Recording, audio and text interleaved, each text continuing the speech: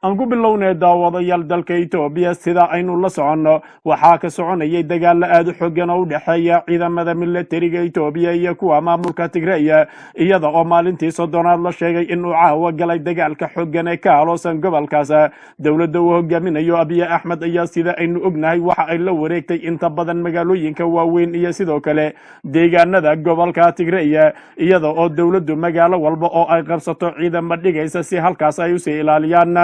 magaalada Maqale ee caasimadda gobolka Tigray ayaa iyaduna maalintii saddexaad waxa ay ku jirtaa gacanta dawladda dhexe waxa ayna dawladdu sheegtay in ay caawinayso dadka shacabka ee ay dhibaatadu ka soo gaadhay dagaaladii xoogana ee ka dhacay gobolkaas dhinaca kale ciidamada TPLF ayaa iyaguna iyaga oo u shaqeynaya habjabhadeed waxa ay weerar joogto ah ku hayaan magaalo walba oo ay ku sugan yihiin ciidamada militariga Itoobiya waxaana jira magaalooyin dhowr oo marar kala duwan ciidamada TPLF ay kula wareegeen dagaal dhex maray labada dhinac weerar joogto ah ayay ku hayaan ciidamada TPLF gabi ahaanba magaalooyinka iyo meelaha kale ee saldhigyada ay ku leeyihiin ciidamada dawladda Itoobiya waxa ayna mar walba ku dhawaaqayaan in marna aan deegaanadooda laga qabsanaynin ee gushu iyaga ay ku dambayn doonto sida ay saraakiishooda hadalka u dhigayaan dagaalo aad u culus ayaa la sheegay in maanta ay dhex mareen ciidamada militariga iyo kuwa TPLF iyada oo aynu ognahay in dagaaladu sidii ay gobolkaasi uga qarxeen aysan hal maalin ama hal gelinba aysan istaagin madaxweynaha gobolka Tigray Debretsion Gebremichael oo caawa la hadlay wakaalada wararka ee Reuters ayaa waxa uu sheegay isagana in saddex meelood ay kaga jiraan dagaalo aad u xooggan isaga oo sheegay in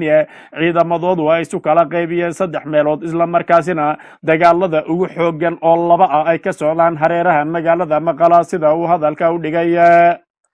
Debretsion Gebremichael oo wakaalada wararka ee Reuters ay wax ka weydiisay dagaalka ka soconaya gobolka Tigray ayaa waxa uu sheegay inay ka dagaalamayaan saddex jiho oo sida uu sheegay laba kamid ah jihooyinkaasi ay yihiin hareeraha magaalada Maqala waxaanu ka joognaa dhinacyada oo dhan waxaana ka socda dagaalo waxaana suurtagal ah saacadaha in lagu soo aadan in gacanteena ku soo laabato ayuu sheegay Debretsion oo caawa la hadlayay wakaalada wararka ee Reuters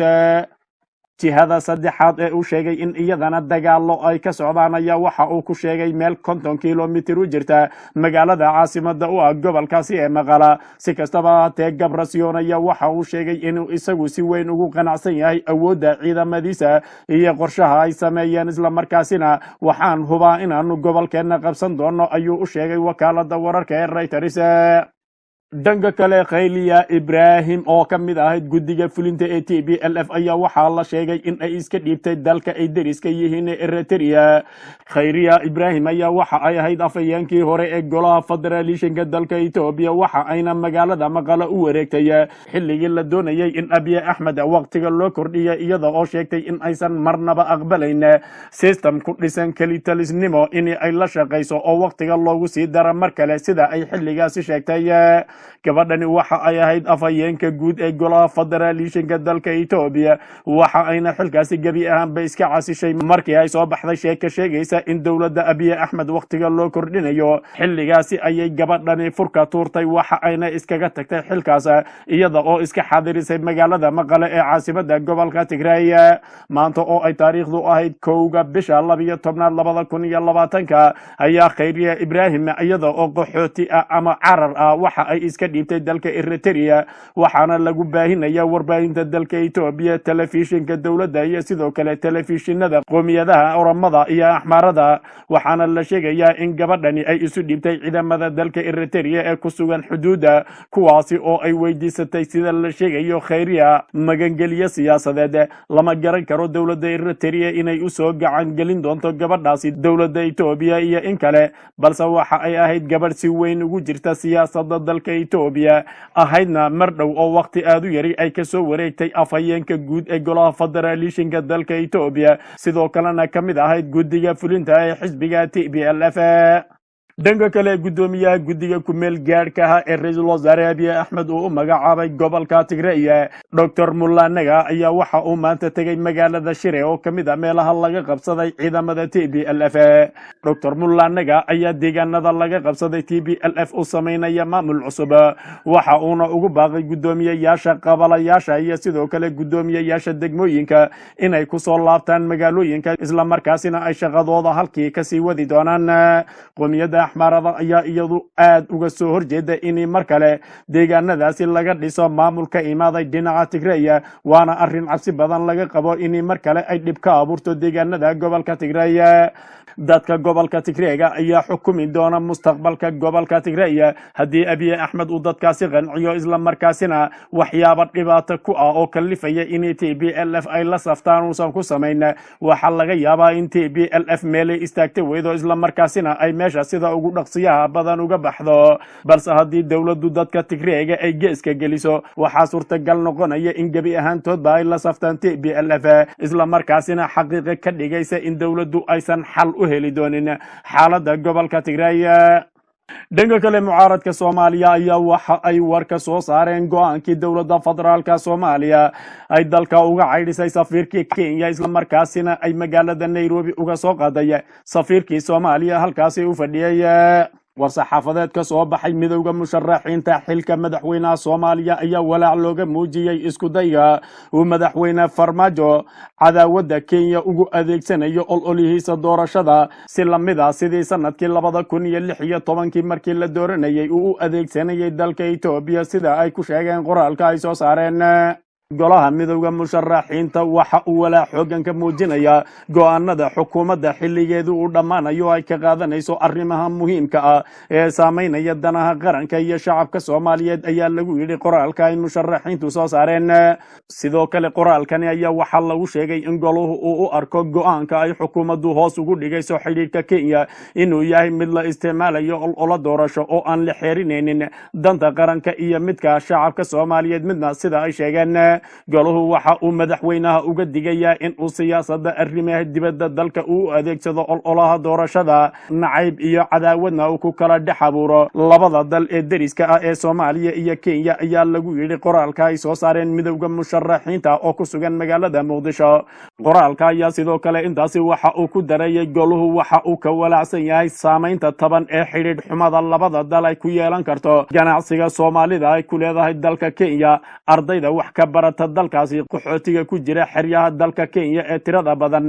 war-saxaafadeedka musharaxiinta ayaa sidoo kale waxaa lagu muujiyey shaki ah in madaxweyne farmaajo uu ololaha doorashadani ku geli doono kenya nacaybe si lamida midkii horay uu ugu galay 2016 etoobiya nacaybe sida ay qoraalka ku sheegeen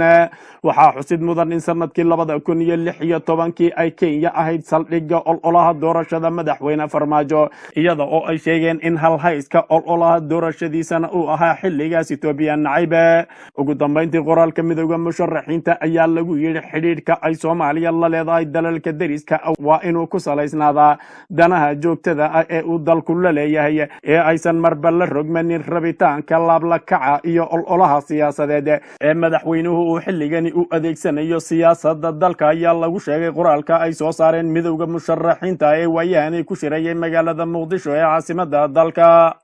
aan ku bilownay daawadayaal dalka Itoobiya sida aynu la soconno waxaa ka soconayay dagaal aad u xooggan oo u dhaxeeya ciidamada militariga Itoobiya iyo kuwa maamulka Tigray iyada oo maalintii soddonaad la sheegay in uu caawa galay dagaalka xooggan ee ka aloosan gobolkaas dowladda uu hogaaminayo Abiy Ahmed ayaa sida aynu ognahay waxa ay la wareegtay inta badan magaalooyinka waaweyn iyo sidoo kale deegaanada gobolka Tigray iyada oo dowladdu magaalo walba oo ay qabsato ciidamada dhigaysa si halkaas ay u sii ilaaliyaan magaalada Maqale ee caasimada gobolka Tigray ayaa iyaduna maalintii saddexaad waxa ay ku jirtaa gacanta dowladda dhexe waxa ayna dowladdu sheegtay in ay caawinayso dadka shacabka ee ay dhibaatadu ka soo gaadhay dagaaladii xooggan ee ka dhacay gobolkaas dhinaca kale ciidamada TPLF ayaa iyaguna iyaga oo u shaqeynaya habjabhadeed waxa ay weerar joogto ah ku hayaan magaalo walba oo ay ku sugan yihiin ciidamada militariga Itoobiya waxaana jira magaalooyin dhowr oo marar kala duwan ciidamada TPLF f ay kula wareegeen dagaalla dhex maray labada dhinac weerar joogta ah ayay ku hayaan ciidamada t b l f gebi ahaanba magaalooyinka iyo meelaha kale ee saldhigyada ay ku leeyihiin ciidamada dowladda etoobiya waxa ayna mar walba ku dhawaaqayaan in marna aan deegaanadooda laga qabsanaynin ee gushu iyaga ay ku dambayn doonto sida ay saraakiishooda hadalka u dhigayaan dagaalo aad u culus ayaa la sheegay in maanta ay dhex mareen ciidamada milatariga iyo kuwa t b l f iyada oo aynu ognahay in dagaaladu sidii ay gobolkaasi uga qarxeenna aysan hal maalin ama hal gelinba aysan istaagin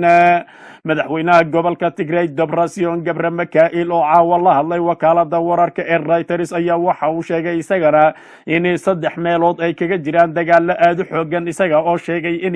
ciidamadoodu ay isu kala qaybiyeen 3 meelood isla markaasina dagaalada ugu xoogan oo laba ah ay ka socdaan hareeraha magaalada maqala sida uu hadalka u dhigay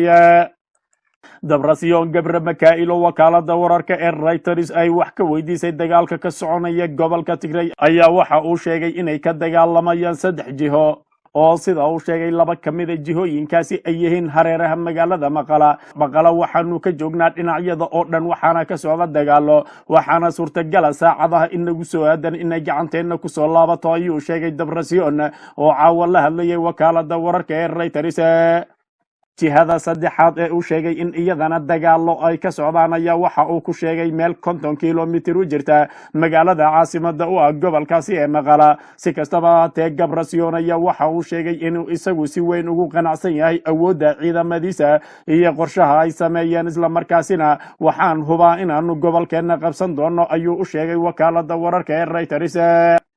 dhanka kale khayliya ibrahim oo ka mid ahayd guddiga fulinta ee t b l f ayaa waxaa la sheegay in ay iska dhiibtay dalka ay deriska yihiin ee eritrea khayliya ibrahim ayaa waxa ay ahayd afhayeenkii hore ee golaha federalishinka dalka etoobiya waxa ayna magaalada maqala u wareegtay xilligii la doonayay in abiy axmed waqtiga loo kordhiya iyada oo sheegtay in aysan marnaba aqbalayn system ku dhisan kelitalisnimo in ay la shaqayso oo waqtiga loogu sii dara mar kale sida ay xilligaasi sheegtay gabadhani waxa ay ahayd afhayeenka guud ee golaha federalishinka dalka etoobiya waxa ayna xilkaasi gebi ahaanba iska casishay markii ay soo baxday sheeka sheegaysa in dowladda abiy axmed waqtiga loo kordhinayo xilligaasi ayay gabadhani furka tuurtay waxa ayna iskaga tagtay xilkaas iyada oo iska xadirisay magaalada maqale ee caasimada gobolka tigray maanta oo ay taariikhdu ahayd 1 bisha 12 ayaa khayriya ibrahim iyada oo qaxooti ah ama carar ah waxa ay iska dhiibtay dalka eritrea waxaana lagu baahinaya warbaahinta dalka etoobiya telefishinka dowladda iyo sidoo kale telefishinada qoomiyadaha oramada iyo axmaarada waxaana la sheegayaa in gabadhani ay isu dhiibtay ciidamada dalka eritrea ee ku sugan xuduudda kuwaasi oo ay weydiisatay sida la sheegayo khayriya magangeliyo siyaasadeed lama garan karo dowladda eritrea inay usoo gacan gelin doonto gabadhaasi dowladda etoobiya iyo in kale balse waxa ay ahayd gabadh si weyn ugu jirta siyaasadda dalka etoobiya ahaydna mar dhow oo waqti aad u yari ay ka soo wareegtay afhayeenka guud ee golaha federalishinka dalka etoobiya sidoo kalena ka mid ahayd guddiga fulinta ee xisbiga t b l f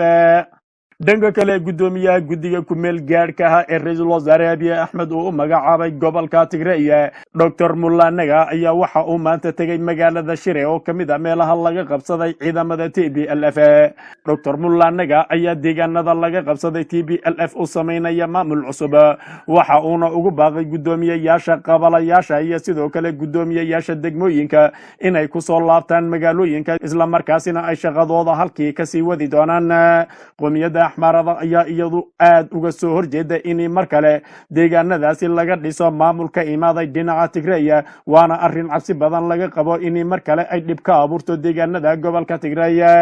dadka gobolka tigrayga ayaa xukumi doona mustaqbalka gobolka tigray haddii abiy axmed uu dadkaasi qanciyo isla markaasina waxyaabo dhibaato ku ah oo kalifaya in t b l f ay la saftaan uusan ku samayn waxaa laga yaabaa in t b l f meelay istaagta weydo isla markaasina ay meesha sida ugu dhaqsiyaha badan uga baxdo balse haddii dowladdu dadka tigrayga ay geeska geliso waxaa suurtagal noqonaya in gebi ahaantoodba ay la saftaan t b l f isla markaasina xaqiiqo ka dhigaysa in dowladdu aysan xal u heli doonin xaaladda gobolka tigray